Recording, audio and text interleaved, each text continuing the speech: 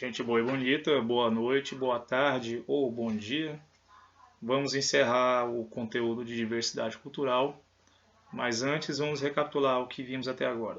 Nós vimos sobre o que é diversidade cultural, vimos os elementos estruturantes da diversidade cultural, que são a alteridade, o reconhecimento do outro, e o multiculturalismo, que é a defesa da diversidade cultural como algo positivo. No segundo momento, vimos sobre a característica de nós brasileiros, se nós somos um povo homogêneo culturalmente, ou se temos ampla diversidade cultural. Temos alguns elementos de homogeneidade, mas também somos muito diversos entre nós. Vimos especificamente a questão afro-brasileira, como elementos culturais de origem africana estão intrinsecamente conectados às nossas práticas culturais e a maioria de nós menospreza ou até mesmo desconhece esses elementos culturais. E fiquemos somente entre nós, não precisamos dizer para aquele comerciante que coloca a espada de São Jorge na entrada do seu comércio, ele está usando um elemento do candomblé, um símbolo de São Jorge ou de Ogum, um candomblé, aliás, um orixá, perdão, um guerreiro, um deus guerreiro, que protege e afugenta mal-olhado, inveja e olho gordo. Deixemos de lado. Deixemos de lado também que a Virgem de Aparecida ela é um exemplo do sincretismo cultural, onde ela combina elementos católicos, como a Virgem de Aparecida, e a deusa ou a orixá do candomblé, conhecida como Iemanjá. Deixemos isso de lado, não contemos para ninguém, fiquemos somente entre nós esses segredinhos. Pois bem, vimos também sobre a questão indígena, quem são os índios, a dinâmica histórica resumida desses índios e algumas influências culturais desses índios na nossa cultura atual. Eu citei como exemplo o sotaque de nós goianos, que somos frutos das antigas zonas de expansão paulista, atual São Paulo, Paraná também, Triângulo Mineiro e Mato Grosso, uma imensa área que antigamente era chamada de Paulistânia. E agora veremos sobre as culturas urbanas, o que elas são e como elas se manifestam, como elas acontecem no nosso dia a dia, se conhecemos, aliás, conhecemos, mas veremos algumas que talvez ou tenhamos ouvido falar, ou talvez alguns de nós até integre ou simpatize com algumas delas. Essas culturas urbanas, elas revelam a imensa diversidade cultural que existe no ambiente urbano. Ambiente urbano esse que, influenciado pela globalização e pela mundialização, tende a homogeneizar, a criar um padrão único, pelo menos é isso que muita gente entende, em relação a roupas, penteados, acessórios, a estética em geral, e também alguns padrões de consumo, como roupas, músicas, filmes, literatura e etc. Essas tribos urbanas elas são exemplos de grupos de jovens dos centros urbanos, e esses grupos de jovens são altamente muito diferenciados entre si. Eles constroem para si uma cultura urbana. Então cada tribo urbana tem a sua cultura, ou a sua cultura urbana. No texto de apoio eu citei dois exemplos, mas eu vou citar um terceiro que não está no texto de apoio, mas quem sabe eu acrescente depois. Conhecemos bem o grupo dos metaleiros, que tem uma estética própria, que tem um linguajar próprio, que os diferencia de outras tribos urbanas, porque eles tentam construir para si e constroem para si uma cultura própria, uma cultura onde a estética, por exemplo, valoriza os cabelos compridos, as roupas escuras e o gosto por um estilo de rock chamado heavy metal. Heavy metal que eu me lembre tem uma banda brasileira chamada Sepultura, uma banda estadunidense chamada Metallica e uma terceira chamada Iron Maiden, que é de origem britânica. Então os metaleiros são de uma tribo urbana que tem uma cultura própria, que tem valores estéticos e gostos musicais específicos e constroem para si algumas expressões, né? Não chega a ser um dialeto próprio, uma variação da língua, mas algumas expressões próprias que tentam diferenciá-los do contexto urbano mais amplo e também das outras tribos urbanas em particular.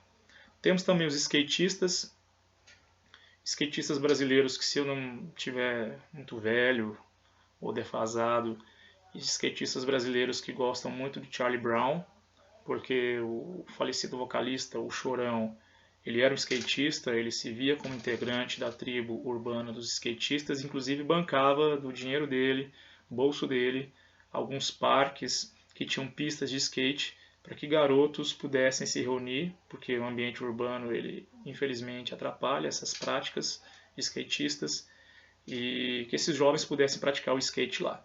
Esses skatistas que têm uma estética própria, eles têm um vestuário próprio, uma estética corporal em relação à maquiagem, se usam ou não, se usam no caso das meninas, os meninos eu não sei, eu acho que não usam. Os garotos que usam maquiagem, se eu não me engano, são alguns metaleiros, reproduzindo a maquiagem de alguns cantores do heavy metal. Mas dos skatistas eu acho que não chegam a usar. Mas tem uma terceira tribo urbana, que tem uma cultura própria, uma cultura urbana própria, que eu não citei no texto, mas que vale a pena citar, que eu me lembrei, que é a tribo do hip hop, que muitos confundem com rap como sinônimo, mas não é. Hip hop é um movimento cultural surgido nas periferias das cidades estadunidenses, periferias essas que tinham predominância de jovens afro-americanos, como eles chamam, ou que nós podemos chamar de afro-estadunidenses, jovens esses pobres, que não eram, infelizmente, incluídos na sociedade estadunidense, que não apreciavam a estética defendida pelos meios de comunicação daquele país e que reivindicavam para si uma estética própria, tanto uma estética visual como uma estética musical. Daí criaram o movimento hip hop, que tem 4 elementos. O primeiro elemento, que é o mais conhecido e que é confundido com o rap, com o hip hop, que é o rap, que é uma sigla em inglês que traduzindo significa ritmo e poesia.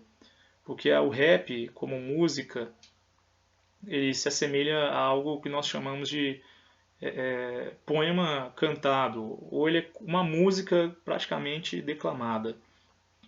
A letra do rap, eles valorizam mais a questão da letra do que a melodia em si, como em outros ritmos musicais, como as variantes do rock, do funk, sertanejo e por aí vai. Para eles a letra é a espinha dorsal da música. E o ritmo eles valorizam, tem que ter o ritmo, mas a melodia em si, por serem pobres, por não terem o mesmo instrumental musical de roqueiros, por exemplo, eles tinham que improvisar com o que tinham. Mas o que eles criaram, no caso o rap, como música, né, ritmo e poesia, é algo belíssimo. Mano Brown, o mais conhecido cantor de rap do Brasil, as músicas que ele compôs são verdadeiros poemas, poemas cantados, inclusive. O segundo elemento do hip hop é o break, que é a música, que eu não vejo hoje em dia os rapazes, aliás, os rapazes do hip hop praticarem break, né? Mas na raiz do hip hop tem o break, que é a dança, a parte onde os garotos dançam, movimentos acrobáticos terríveis de se fazer e magníficos de se ver, né? Um terceiro elemento o grafite. O grafite que não deve ser confundido com a pichação. A pichação tem-se uma polêmica se ela pode ser considerada uma obra de arte ou com simplesmente transgressão ou uma prática de crime contra o patrimônio público e particular. Mas o grafite é sim uma obra de arte, isso é fato. E é um dos elementos, é o terceiro elemento do hip hop, da tribo urbana, dos praticantes do hip hop. O grafite, que são desenhos estilizados, cada artista tem o seu estilo próprio, e o grafite embeleza e tira o tédio do ambiente urbano, que tende a ser cinzento e sem graça. Na região central de Goiânia, na Praça Cívica e em algumas portas de lojas da Avenida Goiás tem grafites, que são belíssimos, inclusive. Até hoje eu não vi grafite feio. Todos os grafites que eu vi são grafites belíssimos. Mas que, infelizmente, lá na cidade de São Paulo, o ex-prefeito e atual governador João Dória, em amplos espaços onde tinham belíssimos e imensos grafites, ele simplesmente foi lá e meteu uma tinta cinzenta e infelizmente tornou a cidade de São Paulo mais tediosa e um pouco mais sem graça. Ela não é, né? Mas tirou parte do brilho, parte da beleza que a cidade tinha graças ao grafite. Um quarto e último elemento do hip hop são os DJs, que são, digamos, os maestros ou condutores das músicas. Eles usavam o que tinham, usavam os próprios sons produzidos pela boca, alguns batuques. Se tivesse alguma coisa, um toca-disco, onde eles mexiam o disco, faziam sons distorcidos e repetitivos.